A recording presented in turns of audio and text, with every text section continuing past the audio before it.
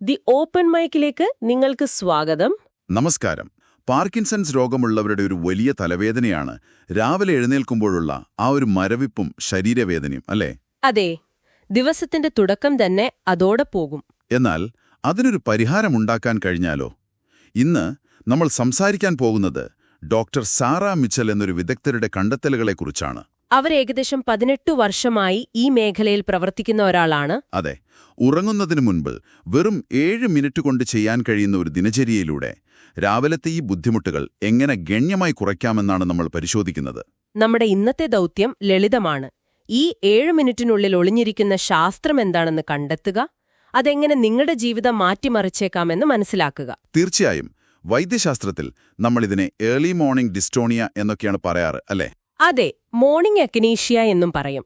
ലളിതമായി പറഞ്ഞാൽ രാവിലെ എഴുന്നേൽക്കുമ്പോൾ ശരീരം ഒരു ഇരുമ്പുദണ്ട് പോലെയായി പോകുന്ന അവസ്ഥ. അതന്നെ. പാർക്കിൻസൺസ് രോഗികൾ അനുഭവിക്കുന്ന ഏറ്റവും വലിയ വെല്ലുവിളികളിൽ ഒന്നാണിത്. ഏറ്റവും കൗതുകകരമായ കാര്യം എന്താന്ന് വെച്ചാൽ, ഇത് ജീവിതത്തിന്റെ ഭാഗമാണെന്ന് കരുതി മിക്കവരും ദിവസവും ഇത് സഹിക്കുകയാണ്. ആരും ഇതിനൊരു പരിഹാരമുണ്ടെന്ന് ചിന്തിക്കുന്നില്ല. ഇല്ല. പക്ഷേ തലേന്ന് രാത്രിയിലെ വളരെ ലളിതമായ ചില കാര്യങ്ങൾ കൊണ്ട് ഇതിനെ തടയാനാകും. ഡോക്ടർ മിച്ചലിന്റെ പഠനത്തിൽ പങ്കെടുത്തവരിൽ ഈ ദിനചര്യ കൃത്യമായി പിന്തുടർന്ന 87% ആളുകൾക്കും. 87%? അതെ, 87%. അവരുടെ രാവിലത്തെ കാഠിന്യം പകുതിയിലേറെ കുറഞ്ഞതായാണ് കണ്ടെത്തിയത്. അതൊരു ചെറിയ കാര്യമല്ല. അത് വലിയൊരു സംഖ്യയാണ്. വെറും 7 മിനിറ്റ് കൊണ്ട് അങ്ങനെ ഒരു മാറ്റം എന്നത് ശരിക്കും അവിശ്വസനീയമായി തോന്നുന്നു. ശരി, ഈ ദിനചര്യയിലേക്ക് കടക്കുന്നതിന് മുൻപ് നമുക്ക് അടിസ്ഥാനപരമായ ഒരു ചോദ്യത്തിന് ഉത്തരം കണ്ടെത്താം. എന്തുകൊണ്ടാണ് പാർക്കിൻസൺസ് രോഗികളിൽ രാവിലെയാകുമ്പോൾ ശരീരം ഇത്രയധികം കഠിനമാകുന്നത്? വളരെ നല്ല ചോദ്യമാണ്. കാരണം ആ എന്തുകൊണ്ട് എന്ന ചോദ്യത്തിന് ഉത്തരം കിട്ടിയാലേ ഈ 7 മിനിറ്റിന്റെ പ്രാധാന്യം ശരിക്കും മനസ്സിലാകൂ. അതെ. പ്രധാനമായും 5 കാരണങ്ങളാണ് ഇതിന് പിന്നിലുള്ളത്.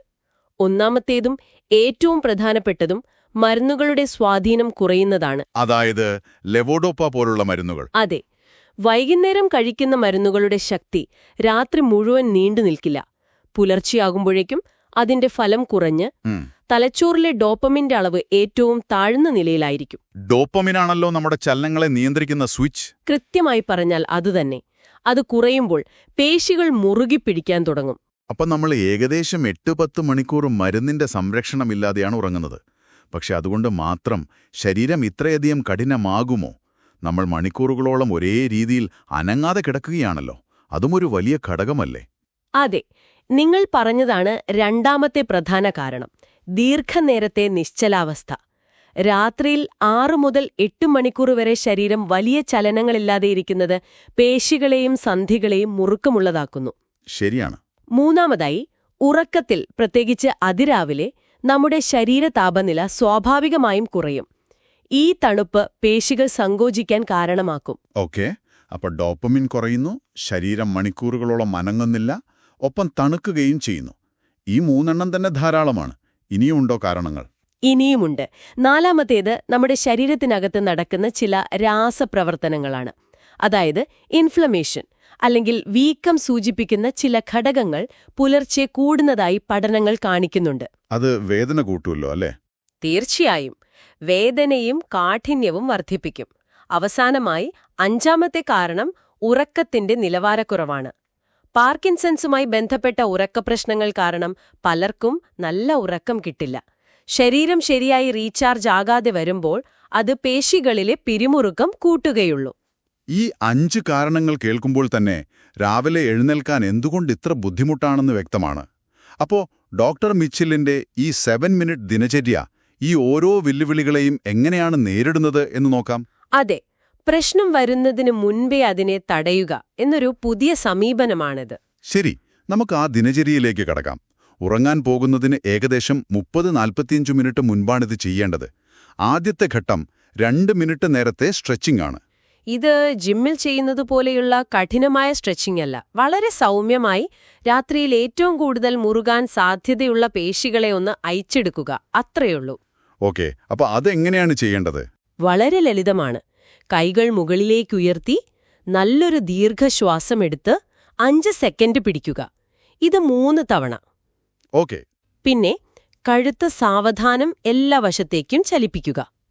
പിന്നീട് കൈകൾ അരക്കെട്ടിൽ വെച്ച് ശരീരം ഇരുവശത്തേക്കും പതുക്കെ തിരിക്കുക. അവസാനമായി കാലുകൾ സ്ട്രെച്ച് ചെയ്യുക.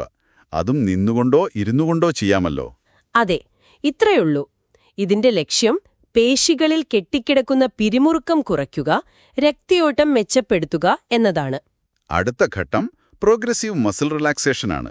അതിനും 2 മിനിറ്റാണ് സമയം. പേര് കേൾക്കുമ്പോൾ കുറച്ച് സങ്കീർണമായി തോന്നാമെങ്കിലും ഇതും വളരെ ലളിതമാണ്.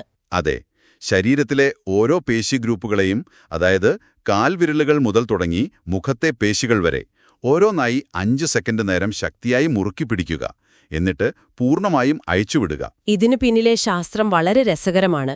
ഇത് വെറുതെ പേശികളിലെ പിരിമുറുക്കം കുറയ്ക്കുകയല്ല ചെയ്യുന്നത്. പിന്നെന്താണ്? ഡൈജസ്റ്റ് അഥവാ വിശ്രമാവസ്ഥ. ഈ വ്യായാമം ചെയ്യുമ്പോൾ നമ്മൾ ബോധപൂർവം നമ്മുടെ ശരീരത്തെ സംഘർഷാവസ്ഥയിൽ നിന്ന് വിശ്രമാവസ്ഥയിലേക്ക് മാറ്റുകയാണ്. ഓ, അതായത് ശരീരത്തെ ഉറങ്ങാൻ തയ്യാറെടുപ്പിക്കുകയാണല്ലേ? അതെ, ഗാഠനിദ്ര കിട്ടാൻ അത് അത്യാവശ്യമാണ്. മൂന്നാമത്തെ ഘടകം 1 മിനിറ്റ് നേരത്തെ നിയന്ത്രിത ശ്വാസോച്ഛ്വാസമാണ്. 4 സെക്കൻഡ് കൊണ്ട് സാവധാനം മൂക്കിലൂടെ ശ്വാസമെടുക്കുക, 2 സെക്കൻഡ് പിടിച്ചുവെക്കുക, എന്നിട്ട് 6 സെക്കൻഡ് കൊണ്ട് വായിലൂടെ പുറത്തുവിടുക. ഈ പ്രത്യേക രീതിയിലുള്ള ശ്വാസോച്ഛ്വാസം നമ്മുടെ വാഗസ് നാഡിയെ ഉത്തേജിപ്പിക്കും. തലച്ചോറിൽ നിന്ന് നമ്മുടെ പ്രധാന അവയവങ്ങളിലേക്ക് പോകുന്ന ഒരു വിവരവിനിമയ പാത പോലെയാണ് ഈ നാഡി. ഓക്കേ. അതിന് ശാന്തമാകാൻ ഒരു സിഗ്നൽ കൊടുത്താൽ ശരീരം മുഴുവൻ ആ സന്ദേശം ഏറ്റെടുത്ത് വിശ്രമാവസ്ഥയിലേക്ക് മാറും. ഹൃദയമിടിപ്പ് കുറയും, രക്തസമ്മർദ്ദം കുറയും, ശരീരം ഉറക്കത്തിന് തയ്യാറാകും. അടുത്തതായി 1 മിനിറ്റ് നേരത്തെ സ്വയം മസാജ്. കഴുത്ത്, തോളുകൾ, കൈത്തണ്ട, കണങ്കാൽ എന്നിവിടങ്ങളിൽ സൗമ്യമായി മസാജ് ചെയ്യുക. പക്ഷേ ഒരു സംശയം, വെറും 1 മിനിറ്റ് കൊണ്ട് ഇത്ര വലിയ മാറ്റം വരുമോ? ഇത് ശരിക്കും അത്ര ഫലപ്രദമാണോ? നല്ലൊരു സംശയമാണ്. 1 മിനിറ്റ് കൊണ്ട് അത്ഭുതങ്ങൾ സംഭവിക്കില്ല. എന്നാൽ ഇവിടെ നമ്മൾ ചെയ്യുന്നത് ആ ഭാഗങ്ങളിലേക്കുള്ള രക്തയോട്ടം വർദ്ധിപ്പിക്കുകയാണ്. രാത്രി മുഴുവൻ ആ ഭാഗങ്ങൾ അയവുള്ളതായിരിക്കാൻ ഇതൊരു ചെറിയ സഹായം ചെയ്യും. മനസ്സിലായി. ഓർക്കുക, ഇതൊറ്റയ്ക്ക് ചെയ്യുന്ന ഒരു കാര്യമല്ല. മറ്റ് 6 ഘടകങ്ങളുമായി ചേരുമ്പോഴാണ് ഇതിന്റെ പൂർണ്ണമായ ഫലം കിട്ടുന്നത്. ഈ ദിനചര്യയുടെ ഭംഗി എന്തെന്നാൽ ഇത് വെറും ഒരു വ്യായാമമല്ല. ഇത് നിങ്ങളുടെ ശരീരത്തിന്റെ രസതന്ത്രം, നാഡീവ്യവസ്ഥ, പേശികൾ, മനസ്സ് എന്നിവയെ ഒരേ സമയം ലക്ഷ്യം വെക്കുന്ന ഒന്നാണ്. വിശദീകരണൽ കാര്യങ്ങൾ കൂടുതൽ വ്യക്തമാക്കുന്നുണ്ട്. അടുത്തത് വെറും 30 സെക്കൻഡ് നേരത്തെ ഒരു പരിശോധനയാണ്. മരുന്നുകളും സപ്ലിമെന്റുകളും. അതെ, ഡോക്ടർ നിർദ്ദേശിച്ച രാത്രിയിലെ മരുന്നുകൾ കഴിച്ചോന്ന് ഉറപ്പുവരുത്തുക. ഒപ്പം മഗ്നീഷ്യം ഗ്ലൈസിനേറ്റ് സപ്ലിമെന്റ് കഴിക്കുക, കുറച്ച് വെള്ളം കുടിക്കുക. മഗ്നീഷ്യം പലതരത്തിലുണ്ടല്ലോ. എന്തുകൊണ്ടാണ് പ്രത്യേകമായി മഗ്നീഷ്യം ഗ്ലൈസിനേറ്റ് നിർദ്ദേശിക്കുന്നത്? അതിനൊരു കാരണമുണ്ട്. മഗ്നീഷ്യം പേശികളെ റിലാക്സ് ചെയ്യാൻ സഹായിക്കുന്ന ഒന്നാണ്. പക്ഷെ അതിന്റെ പല രൂപങ്ങളും വയറിന് അസ്വസ്ഥതയുണ്ടാക്കാൻ സാധ്യതയുണ്ട്. ശരിയാണ്. മഗ്നീഷ്യം ഗ്ലൈസിനേറ്റ് ആകട്ടെ ശരീരത്തിന് എളുപ്പത്തിൽ ആഗിരണം ചെയ്യാൻ കഴിയുന്നതും വയറിന് പ്രശ്നങ്ങൾ ഉണ്ടാക്കാത്തതുമാണ്. അതുകൊണ്ടാണ് ഇത് സാധാരണയായി ശുപാർശ ചെയ്യുന്നത്. അടുത്ത 30 സെക്കൻഡ് ഉറങ്ങുന്ന പൊസിഷൻ തയ്യാറാക്കുന്നതിനാണ്. കിടപ്പുമുറിയിലെ താപനില കുറയ്ക്കുന്നത് നല്ലതാണെന്ന് കേട്ടിട്ടുണ്ട്. അതെ, 18-20 ഡിഗ്രി സെൽഷ്യസ് ആണ് ഏറ്റവും നല്ലത്. മലർന്നു കിടക്കുകയാണെങ്കിൽ കാൽമുട്ടുകൾക്ക് താഴെയും, ചരിഞ്ഞു കിടക്കുകയാണെങ്കിൽ കാൽമുട്ടുകൾക്കിടയിലും ഒരു തലയിണ വയ്ക്കുന്നത് സന്ധികളിലെ സമ്മർദ്ദം കുറയ്ക്കും. നടുവേദനയ്ക്കും നല്ലതാണല്ലേ? അതെ, നടുവേദനയും ഇടുപ്പിലെ വേദനയും കുറയ്ക്കാൻ ഇത് സഹായിക്കും.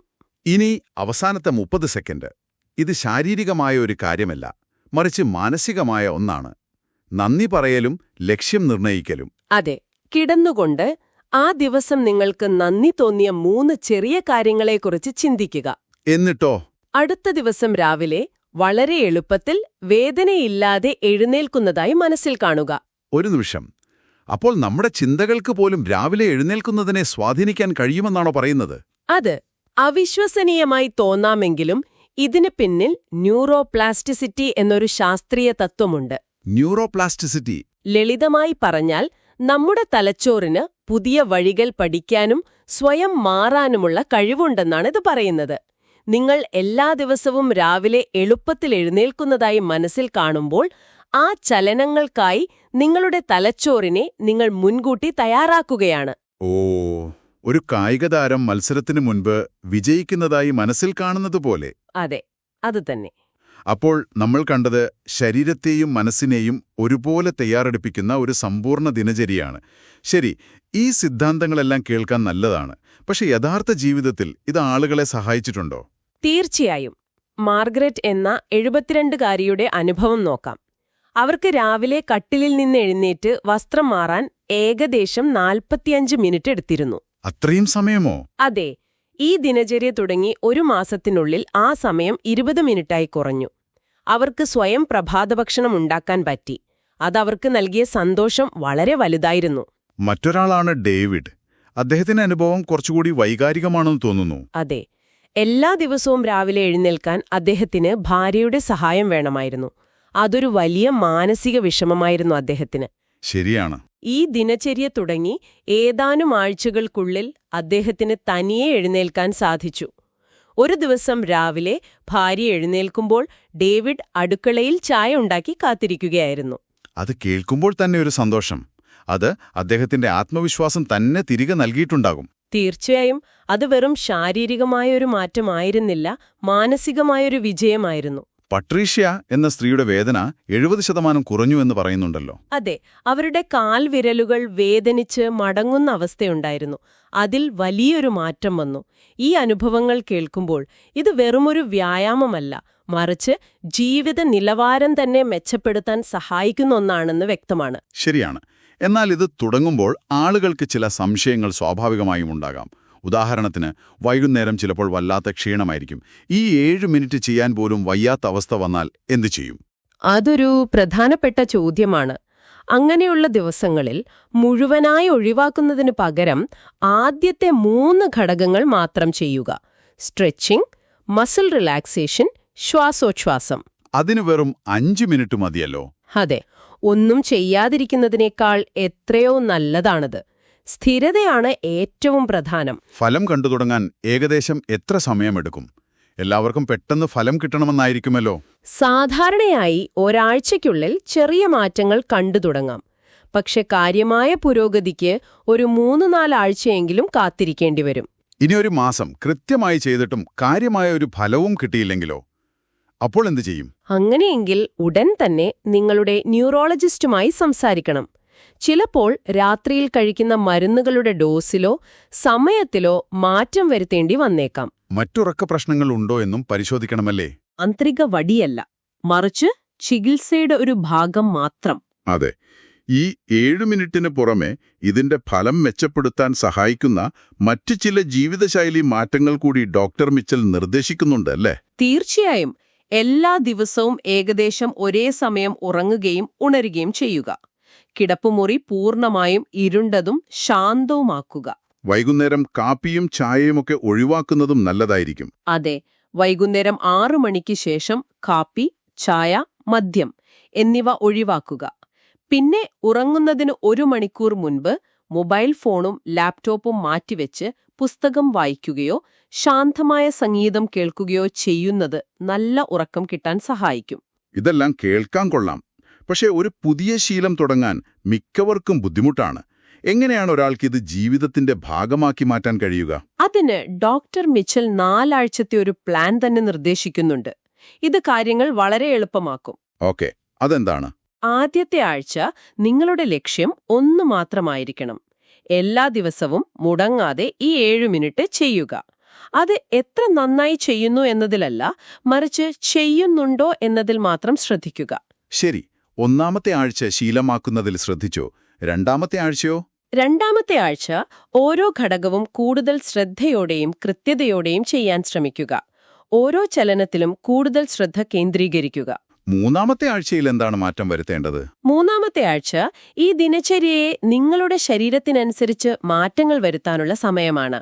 അതായത് പേഴ്സണലൈസ് ചെയ്യുക. നിങ്ങൾക്ക് കഴുത്തിനാണ് കൂടുതൽ കാഠിന്യമെങ്കിൽ അതിന് കൂടുതൽ സമയം നൽകാം. ഓക്കെ. 4-ാമത്തെ ആഴ്ചയോടുകൂടി ഇത് ജീവിതത്തിന്റെ ഭാഗമായി മാറുമല്ലേ? അതെ. 4-ാമത്തെ ആഴ്ച ഫലങ്ങൾ വിലയിരുത്തുക. 1 മാസം മുൻപത്തെ നിങ്ങളുടെ അവസ്ഥയും ഇപ്പോഴത്തെ അവസ്ഥയും തമ്മിൽ താരതമ്യം ചെയ്യുക. ആ പുരോഗതി കാണുമ്പോൾ ഇത് ജീവിതകാലം മുഴുവൻ തുടരാനുള്ള പ്രചോദനം നിങ്ങൾക്ക് ലഭിക്കും. വളരെ വ്യക്തവും പ്രായോഗികവുമായൊരു പദ്ധതിയാണത്. നമ്മളിന്ന് ചർച്ച ചെയ്തത് ഒരു ദിനചര്യയെക്കുറിച്ച് മാത്രമല്ല, പാർക്കിൻസൺസ് രോഗലക്ഷണങ്ങളെക്കുറിച്ചുള്ള ഒരു പുതിയ സമീപനത്തെക്കുറിച്ചാണ്. അതെ, പ്രശ്നം വന്നതിന് ശേഷം അതിനോട് പ്രതികരിക്കുന്നതിന് പകരം അതിനെ മുൻകൂട്ടി തടയുക എന്ന ശക്തമായ ആശയം. പലപ്പോഴും നമ്മൾ വലിയ മാറ്റങ്ങൾക്കായി കാത്തിരിക്കും. പക്ഷെ ദിവസവും ചെയ്യുന്ന ചെറിയ സ്ഥിരമായ പ്രവൃത്തികളാണ് കാലക്രമേണ ഏറ്റവും വലിയ ഫലങ്ങൾ നൽകുന്നത്. ഓരോ വൈകുന്നേരവും നിങ്ങൾ ചിലവഴിക്കുന്ന ഈ 7 മിനിറ്റിന് ഓരോ പ്രഭാതത്തിലും നിങ്ങൾക്ക് മണിക്കൂറുകളുടെ ആശ്വാസവും ചലനസ്വാതന്ത്ര്യവും തിരികെ നൽകാൻ കഴിഞ്ഞേക്കും. ശരിയാണ്. ഈ വിവരങ്ങൾ കാണിക്കുന്നത് രോഗലക്ഷണങ്ങളെ കേവലം സഹിച്ചു ജീവിക്കേണ്ട ഒന്നായി കാണുന്നതിന് പകരം അവയെ എങ്ങനെ ക്രിയാത്മകമായി നേരിടാമെന്നാണ്. ഇത് പാർക്കിൻസൺസിനെക്കുറിച്ച് മാത്രമല്ല, നമ്മുടെ ആരോഗ്യത്തെയും ജീവിതത്തെയും നമ്മൾ സമീപിക്കുന്ന രീതിയെക്കുറിച്ചും ഒരു പ്രധാനപ്പെട്ട ചോദ്യം ഉയർത്തുന്നുണ്ട്. എന്താണത്? നമ്മുടെ നിയന്ത്രണത്തിലുള്ള വളരെ ചെറിയ കാര്യങ്ങൾക്ക് നമ്മുടെ ജീവിത നിലവാരത്തിൽ എത്ര വലിയ മാറ്റങ്ങൾ ഉണ്ടാക്കാൻ സാധിക്കും? ആ ചോദ്യത്തിന് ഉത്തരം കണ്ടെത്തേണ്ടത് നമ്മൾ ഓരോരുത്തരുമാണ്.